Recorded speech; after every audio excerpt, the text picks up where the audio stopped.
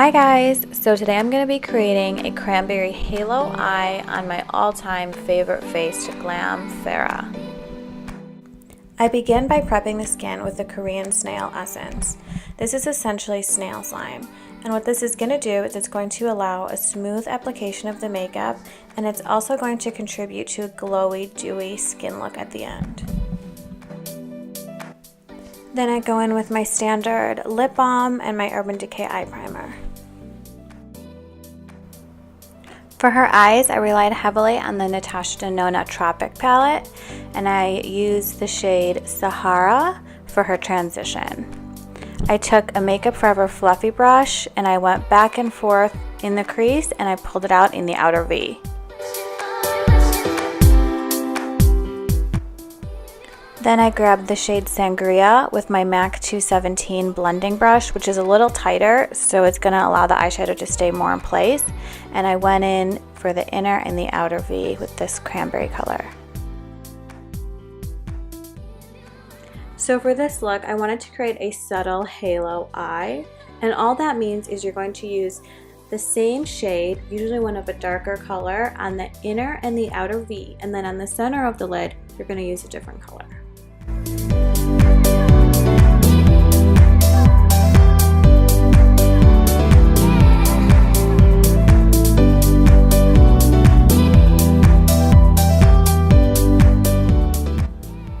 Then I take the color Vintage Tape and a MAC 242 flat eyeshadow brush, and I pat this color on the center of the lid.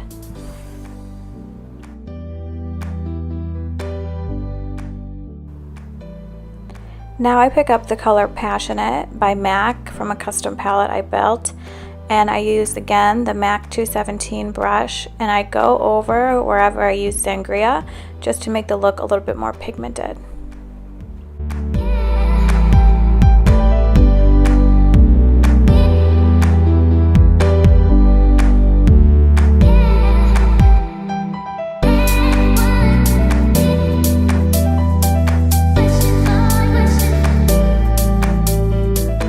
Since this is a softer look, I wanted to smudge out the eyeliner instead of having a harsh line. So I used Limitless Brown by Makeup Forever, which is actually can be used as eyeliner or lip liner, so it's extremely smudgeable. And then I went over it with my 210 MAC brush and Black Tracks, which is a gel liner.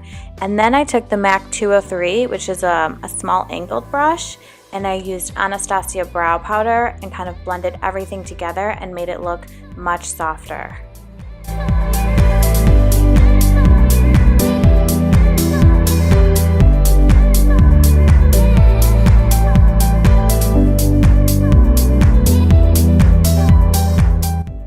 The eyeshadow looked a little dull after the liner, so I went back in with that color Passionate and I deposited some more color.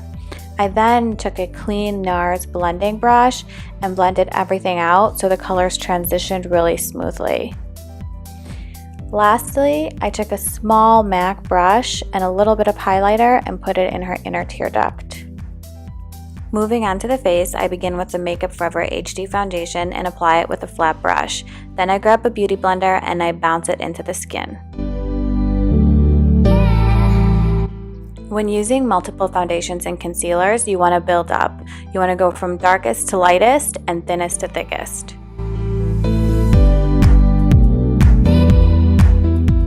So in this case, I did the Makeup Forever HD foundation, the Maybelline Age Rewind stick, and then lastly the NARS Creamy Concealer.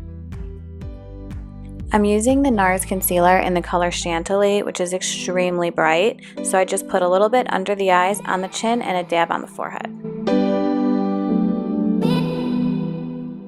So to blend out my concealer, I'll always begin with a damp beauty blender, but for a more seamless transition, I go in with brushes. I use the Kat Von D powder brush for the cheekbones, the chin, and even up into the temple. And then for under the eye, I use the Sephora Airbrush number 30.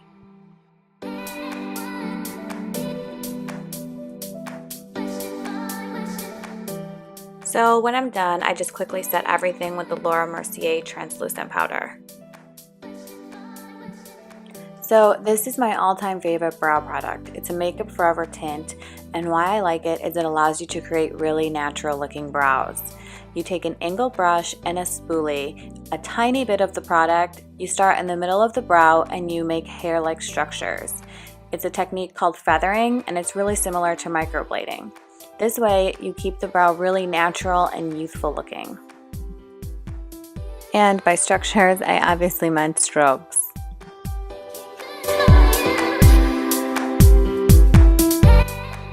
So now that I'm almost finished with her face, I'm going to quickly touch up her eyeshadow, and then I'm going to take the Makeup Forever pencil in the color Universal Earth and I'm going to line the waterline. Since we tend to have redness there already, lining it with a burgundy maroon color completes the look, but in a much more natural way than a black or white or nude color. This is one of my favorite tricks when you're working with people who have naturally long lashes. So you're going to put a light coat of mascara on first. Then you're going to glue the falsies on. Then you're going to take an eyelash curler and gently squeeze the lashes together and then put the last coat, a heavier coat of mascara. What it's going to do is it's going to make the lashes look really natural, and you're not going to have that gap between the falsies and the real lashes. This is not something I have to worry about because I have very tiny lashes.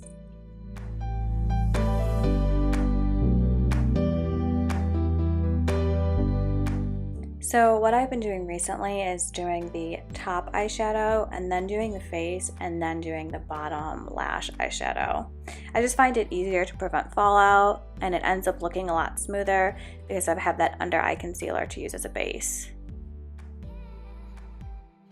So for contour, I use my all-time favorite Smashbox contour sticks, and I love these because they're shaped like a pencil, so it's extremely easy to draw on the face. They blend perfectly and they sharpen, so they're really easy to keep sanitary in between clients. So when you're contouring, you're essentially trying to give the illusion that this person's face is the ideal face shape, which is oval.